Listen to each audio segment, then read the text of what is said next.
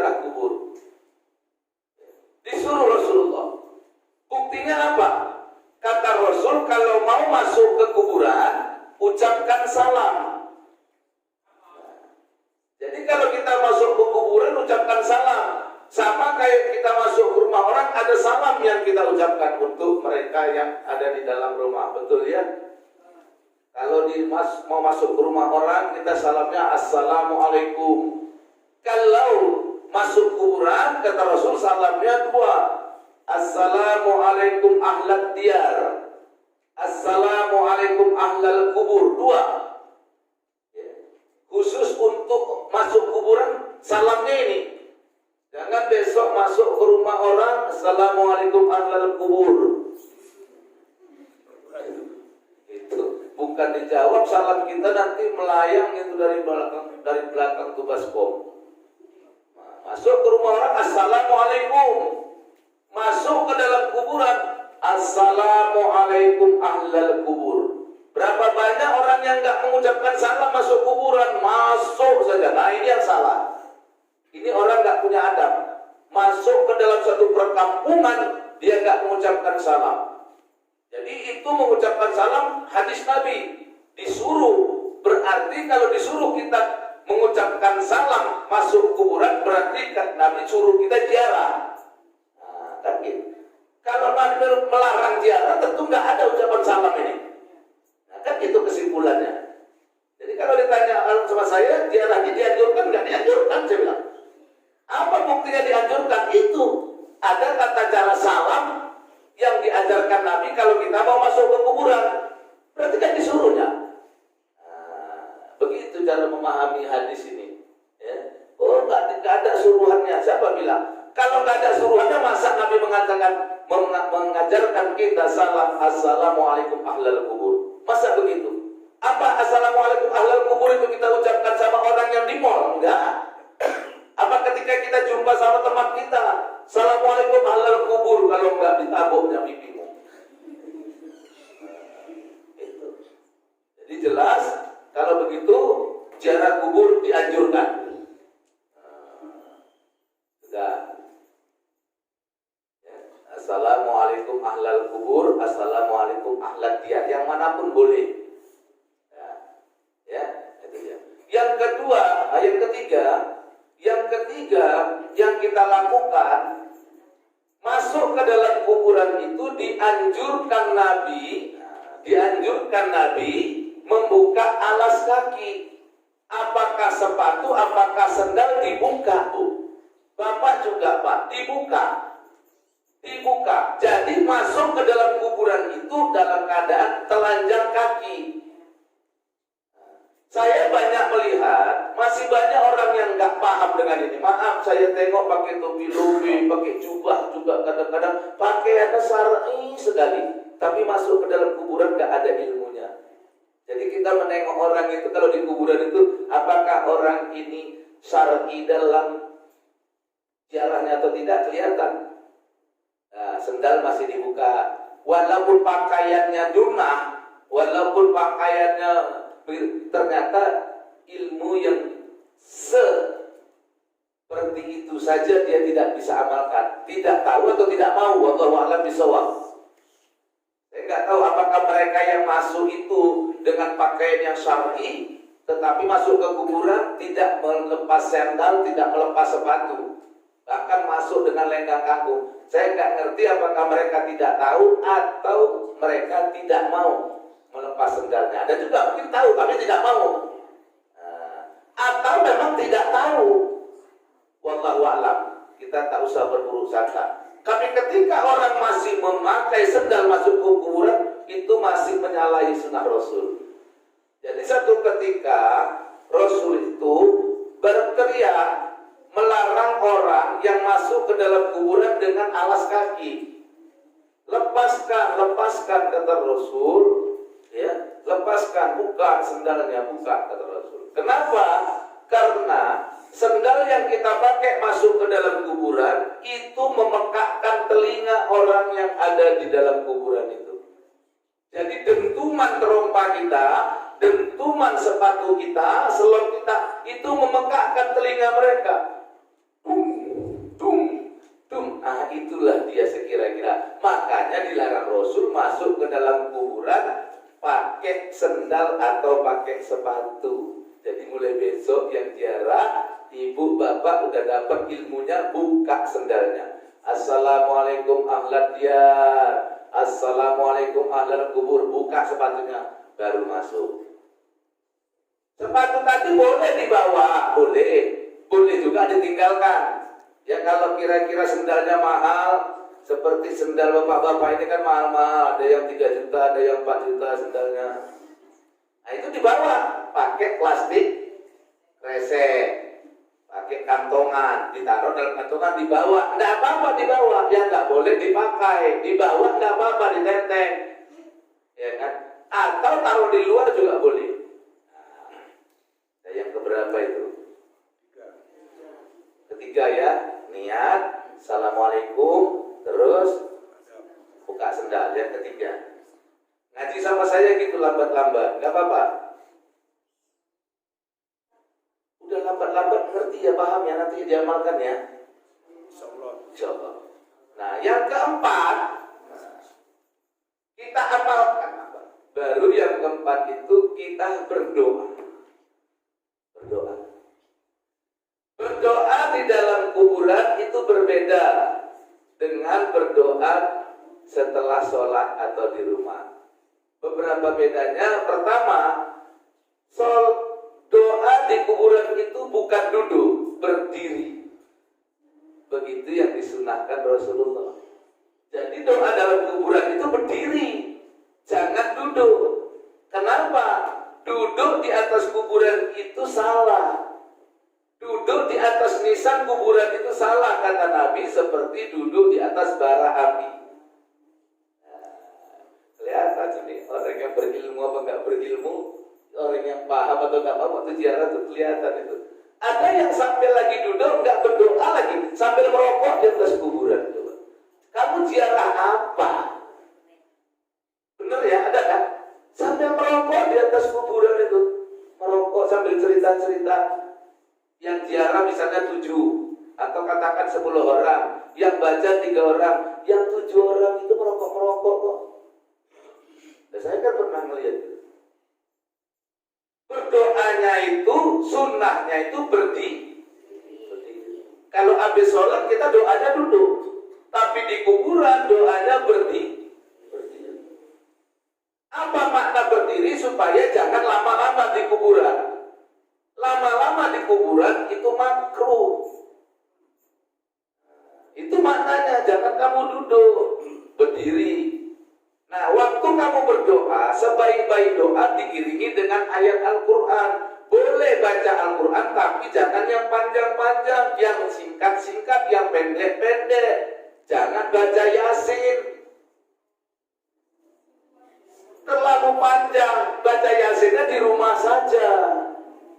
Di situ kalau mau baca yang singkat-singkat, yang pertama Al-Fatihah, Qul huwallahu ahad 3 kali, Al-Falaq, Qul a'udzu birabbil falaq 3 sekali, Qul a'udzu birabbin nas sekali. Habis itu tahlil, la ilaha illallah, enggak usah sampai 100, cukup 33 kali. Cukup 33 kali udah doa. Nggak perlu doanya kalau memang nggak apa. Doa itu nggak perlu baca. Masa ada? Nggak perlu kamu baca doa yang ada di Yasin.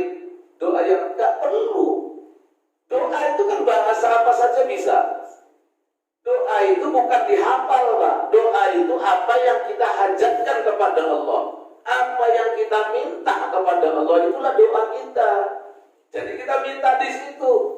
Ya Allah, ampunkan dosa-maku, ya Allah. Sebaik-baik doa memuji Allah dan berselawat kepada Rasul. Nah, makanya setiap doa itu tengok. Alhamdulillahi Rabbil Alamin. Memang disuruh. Kata Nabi, berdoa itu, mulailah berdoa itu dengan memuji Allah. Alhamdulillahi Rabbil Alamin. Segala puji bagi Allah, Tuhan seru sekalian alam.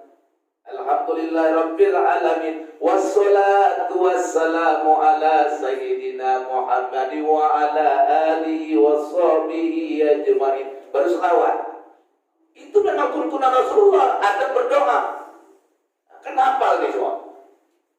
Bismillahirrahmanirrahim. Alhamdulillahi rabbil alamin. Wassalatu wassalamu ala sayyidina Muhammad wa ala alihi washabihi ajmain. Ya Allah, ampunkan dosa emakku. Kalau nggak bisa bahasa Arab, ya begitu saja.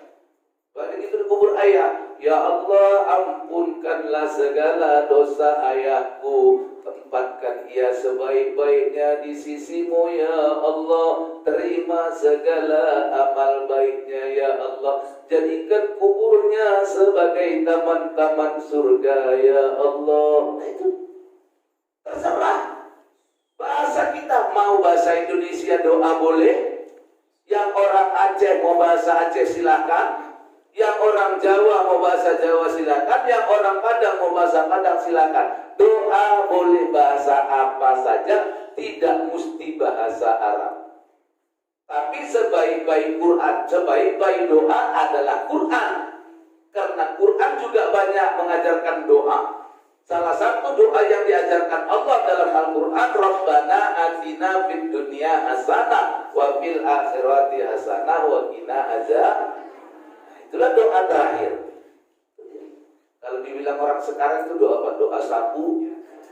Sapu jangan. Semua dapat udah. Rabbana atina fid dunya hasanah. Ya Allah, berikan kami kebaikan dunia. Rabbana atina fid dunya hasanah wa fil akhirati hasanah. Dan berikan kami kebaikan akhirat. Wa qina adzabannar, dan lepaskan kami dari siksa neraka. Dunia akhirat dapat dia juga. Ini dibilang doa sapu jagat. Sapu jagat. Nah itu yang keempat. Jadi doanya berdiri, tidak usah lama-lama. Makruh lama-lama di kuburan itu. Boleh nangis di kuburan, boleh. Waktu kita mendoakan mak kita nangis, kita boleh. Waktu mendoakan ayah kita nangis, kita silakan. Kenapa?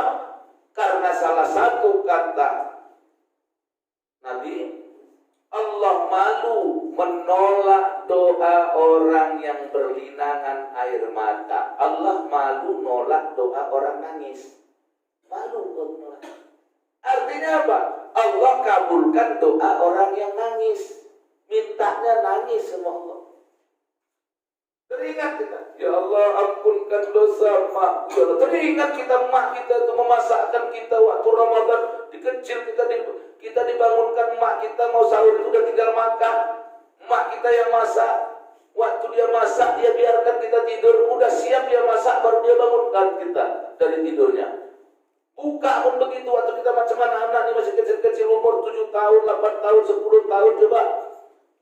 Mak kita nggak pernah nyuruh kita, ayo bantu mak masak, nggak pernah.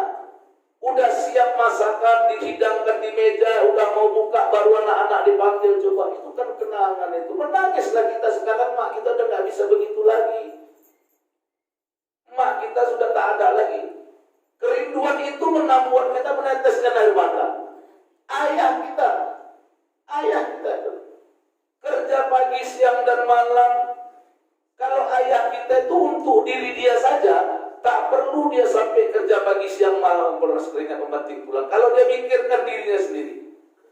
Tapi karena dia mikirkan untuk anaknya yang mau sekolah, untuk anaknya yang mau butuh makan, ayah itu bekerja. Kadang orang ayah itu bekerja siang, bekerja dia, malam pun bekerja. Teringat kita dengan ayah kita itu menangis kita, sampailah doa kita itu kepada mereka. Dengan linangan air mata, dengan tangisan. Apa itu? Jadi tidak perlu lama-lama. Saya tidak menyalahkan orang yang baca Yasin. Bukan, ingat, saya tidak ada menyalahkan ya. Jangan pulang dari sini bilangnya Ustaz Jamal menyalahkan orang yang baca. Tidak. Yang saya maksud tadi, jangan berlama-lama. Bayangkan kalau baca Yasin itu kan lama. Ada pula 3 kali lagi dibacanya, ngapain? Terlalu lama kamu di situ. Jangankan 3 kali hatam Yasin itu di rumah, 10 kali hatam pun silahkan, tapi tempatnya tidak cocok di situ. Karena aura kuburan itu Maaf, tidak baik terlalu lama-lama kita di situ. Karena hawa-hawa di kuburan itu banyak partikel-partikel negatifnya terhadap tubuh kita. Jadi kita tak boleh lama-lama. Makanya tak ada anjuran kita iktikaf di kuburan, kan? Iktikaf di masjid, bukan di kuburan. Jadi tujuan kita datang ke kuburan itu mendoakan mereka. Yang kelima, yang terakhir, orang banyak membawa bunga. Tujuan membawa bunga untuk apa?